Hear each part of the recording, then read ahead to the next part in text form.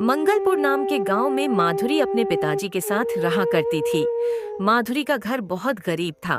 उसका जीवन संघर्षों से भरा हुआ था। उसके पिताजी ज्यादातर बीमार रहते और दवाई के लिए भी पैसे जुटाना मुश्किल होता। घर के खर्च पूरे करने के लिए माधुरी लोगों के घर खाना बनाती, बर्तन धोती और जंगल से लकड़ियां लाकर बेचती। गांव के लोग उसकी मेहनत और समझदारी की तारीफ करते थे। इस गांव में मोहन नाम का एक लड़का रहता था। मोहन सादगी भरा, नेक दिल और मेहनती था। वह माधुरी को बचपन से जानता था और धीरे धीरे उसे पसंद करने लगा था। माधुरी को भी मोहन अच्छा लगता था। दोनों रोज शाम को खेतों के किनारे या गांव के तालाब के पास बैठकर बातें करते थे। एक दिन मोहन और माधुरी खेत के किनारे बैठे बात कर रहे थे। माधुरी, मैं तुमसे जल्द ही शादी करना चाहता हूँ। कब तक हम इस तरह छिप छिप कर मिलते रहेंगे? मैं कल ही तुम्हारे पिताजी से बात करता हूँ। मैंने अपने घर वालों से कह दिया है और वो तुम्हें बहुत पसंद करते हैं। मुझे लगता है तुम्हारे पिताजी भी इस रिश्ते के लिए मना नहीं करेंगे। हाँ, सही कह रहे हो। पिताजी भी तुम्हें पसंद करते हैं। लेकिन मोहन, शादी में बहुत खर्चा आता है। तुम्हारे और मेरे पास अभी इतने पैसे नहीं हैं और तुम अभी ठीक से कमाते भी नहीं हो। मुझे लगता है कि अभी शादी करना सही नहीं। तुम चिंता मत करो माधुरी।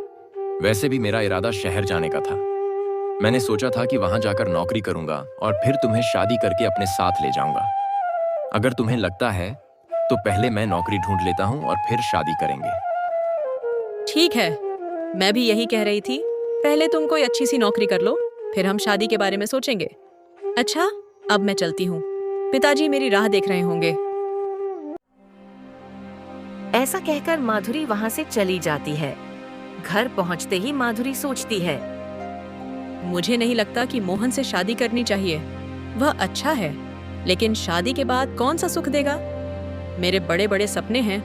मैं एक ऐसा जीवन चाहती हूँ जहाँ मुझे किसी चीज की कमी न हो, जहाँ मैं रानी की तरह रहूं। मोहन मेहनती तो है, लेकिन उसके पास आज कुछ नहीं है। मैं तब तक शादी नहीं करूंगी जब तक ऐसा लड़का न मिले जो मेरे सपनों को पूरा कर सके। उधर मोहन घर पहुंचकर सोचता है। मोहन मन में, माधुरी, तुम बचपन से मेरी दोस्त हो। तुम्हें मुझसे बेहतर कौन जानता है। मैं जानता हूँ कि तुम कैसे जीवन के सपने देखती हो और मैं वादा करता हूँ कि तुम्हारे लिए सब कुछ करूँगा। मैं तुम्हें कभी दुखी नहीं होने दूंगा। बस एक बार मुझ पर भरोसा कर लो। काश तुमने हाँ कह दिया होता, लेकिन कोई बात नहीं। जब तक मैं कुछ कर नहीं दिखाता तुम्हें मुझ पर विश्वास नहीं होगा। मैं तुम्हारे लिए वही बनूंगा जो तुम चाहती हो। मोहन ने उसी क्षण फैसला किया और अगले ही दिन शहर की ओर निकल पड़ा। कुछ दिन ऐसे ही गुजर गए। अचानक एक दिन माधुरी के पिताजी की तबीयत बहुत बिगड़ गई। वह बिस्तर पर पड़े अपनी आखिरी सांसें गिन रहे थे। बेटी, लगता है मेरा समय आ गया है। मैं तुम्हें छोड़कर जाना नहीं चाहता, लेकिन शरीर अब साथ नहीं दे रहा। मेरी एक ख्वाहिश थी कि तुम्हारी शादी होते हुए देखूं, लेकिन लगता है ये सपना अधूरा रह जाएगा। मेरी बात ध्यान से सुनो बेटी, मेरे जाने के बाद यहाँ मत रहना। इस गांव में तुम्हारा कोई नहीं है। पड़ोस के गांव में मेरा एक तांत्रिक दोस्त है। अलमारी में मैंने एक चिट्ठी रखी है, उसे दे देना। वह सब समझ जाएगा। वह तुम्हारे रहने का इंतजाम करेगा और तुम्हारी शादी के बारे में भी सोचेगा। अपना ख्याल रखना। इतना कहकर उनके प्राण निकल जाते हैं। माधुरी की आंखों में आंसू भर आते हैं। गांव के लोग मिलकर उसके पिताजी का अंतिम संस्कार करते हैं। अकेली पड़ चुकी माधुरी अपने पिता के कहे अनुसार पड़ोस के गांव जाती है। रास्ता लंबा था और वातावरण अजीब सा सूना लग रहा था। वहां पहुंचने पर उसने देखा कि गांव लगभग वीरान है। ये क्या? इस गांव में तो कोई दिखाई नहीं दे रहा। पिताजी ने कहा था उनका दोस्त यहीं रहता है।